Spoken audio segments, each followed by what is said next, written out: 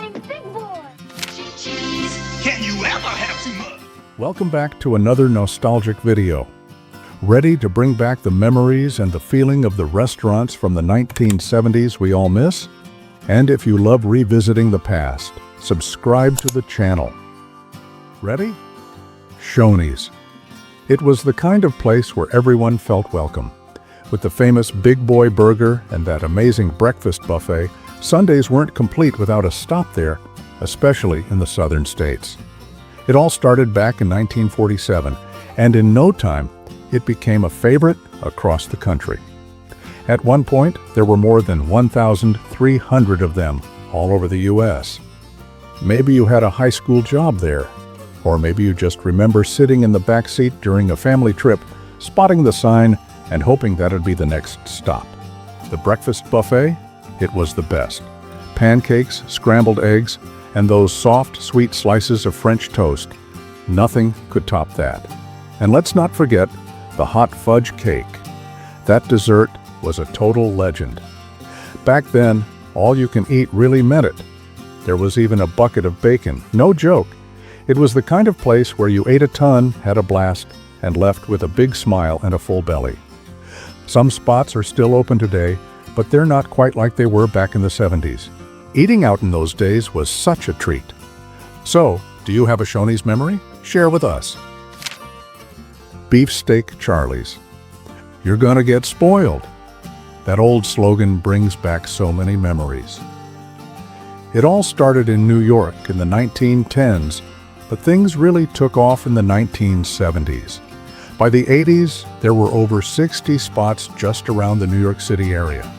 What made it special? Juicy steaks, endless shrimp, and a big, colorful salad bar.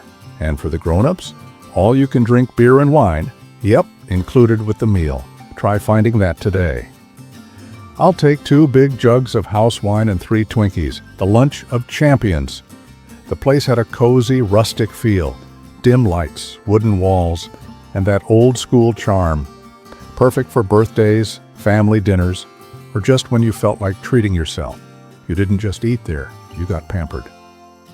By the 90s, it started fading away, like so many favorites from the past. But those who were around still smile when they hear the name. Third Wimpy's. Do you remember this forgotten restaurant? It was a simple place, but full of charm, especially for anyone who grew up watching Popeye.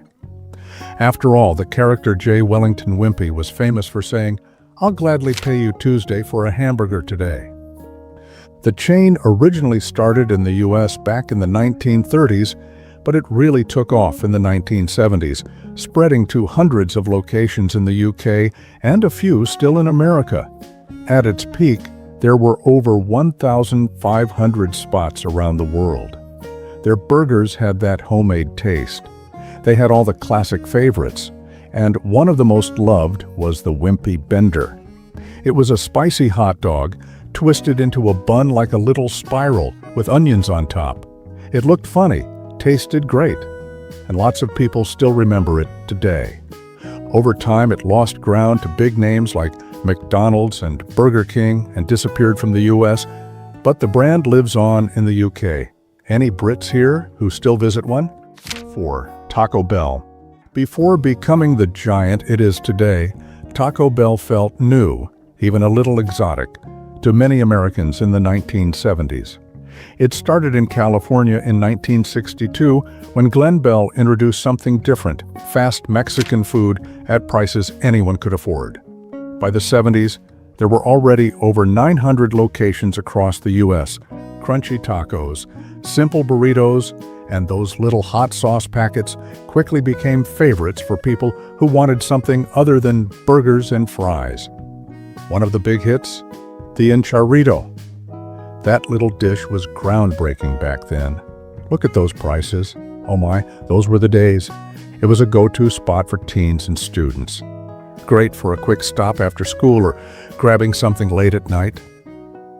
The signs were easy to spot with a Bell logo sitting above the name. The food always came out hot, fast, and most importantly, affordable. Anyone else miss the old-school Taco Bell look? Back then, the seats and tables were pink, blue, and purple. It may still be around, but let's be honest, nothing beats the original vibe with those old school seats and 79-cent tacos. 5. Piccadilly, missed by many. This place was more than just a restaurant. It felt like a little piece of home.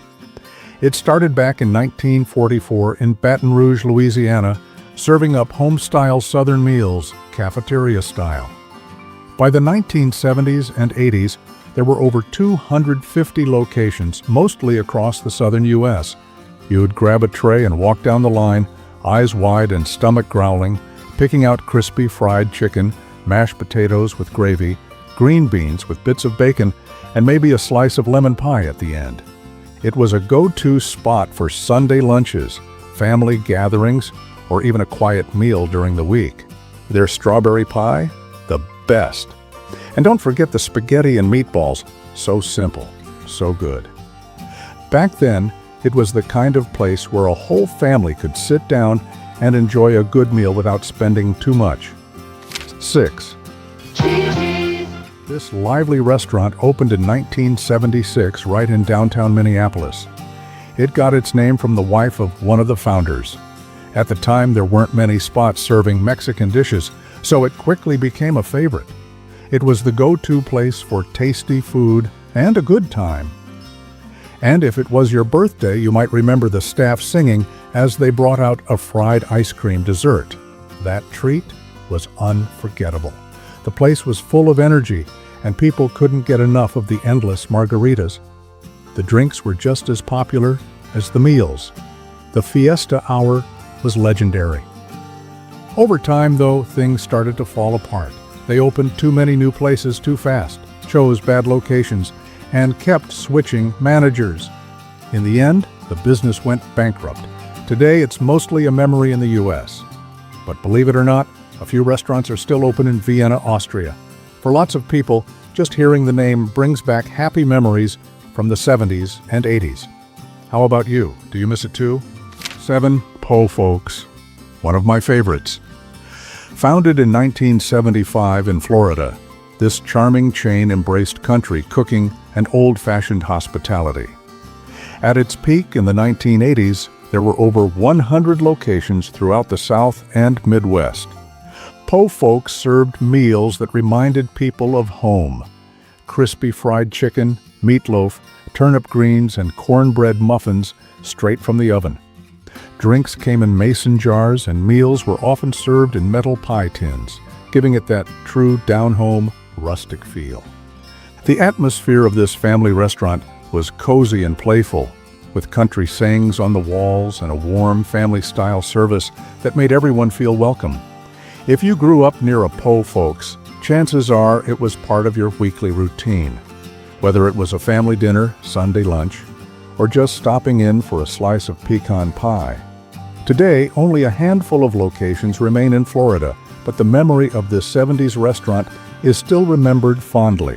It truly was a good place back in the day. 8. Arby's Roast Beef Sandwich.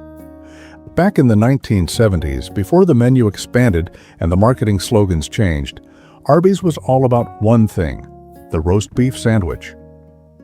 Founded in 1964 in Ohio, Arby's introduced something new to the fast food scene: freshly sliced roast beef on a warm, soft bun. By the late 70s, there were over 500 Arby's locations across the U.S. The original sandwich was awesome. Now that's roast beef. It looked and tasted nothing like the meat they use today. Many still remember those classic cowboy hat signs and the distinctive brown and orange color scheme that made each location easy to spot. It wasn't about speed, it was about flavor. You'd get curly fries, a side of horsey sauce, or Arby's sauce, and a real sandwich that felt like something special, not just another burger. And let's not forget the potato cakes. I absolutely loved those, and I still miss them. Oh, and the famous 5 for $5 deal? Such a great offer. It felt like a feast. Too good to last, unfortunately. While Arby's is still around today with a much broader menu, the simplicity and flavor of that original roast beef sandwich from the 70s is what made it truly unforgettable. For many of us, just one bite could take us right back. 9. Rax Roast Beef. This was one of those places that tried to be a little bit of everything, and for a while, it worked beautifully. Founded in 1967 in Ohio, it started out as a direct competitor to Arby's and quickly gained attention for its warm, juicy roast beef sandwiches piled high on soft buns.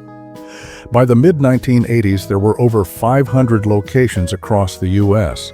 But what really made it stand out was the experience. It wasn't just fast food, it felt a bit more relaxed, almost like a sit-down place.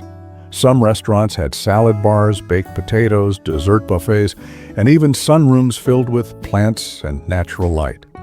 They experimented a lot, maybe too much. But that gave it a unique charm. And the prices? Hard to beat for what you got. Unfortunately, growing too quickly and constantly changing directions led to its decline by the early 1990s. So now it's your turn. Were you Team Arby's or Team Rax? Share your memories in the comments. Dog and Suds. Back in the day, nothing beat driving up and getting your food right at the car window.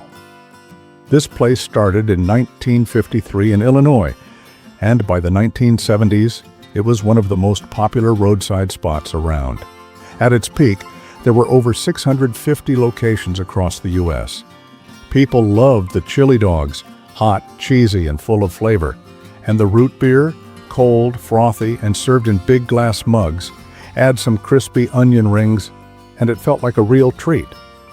Some locations even had car hops on roller skates, sliding between cars with trays of food. And that glowing sign with the smiling dog holding a mug? You could see it from far away and knew something tasty was waiting. Only a few are still around today, mostly in the Midwest. But for anyone who went there, it wasn't just about eating, it was the whole experience. It felt special, like summer, served in a cup of root beer. And before you go to our next video, tell me, if you could bring back one restaurant from back in the day, which one would it be?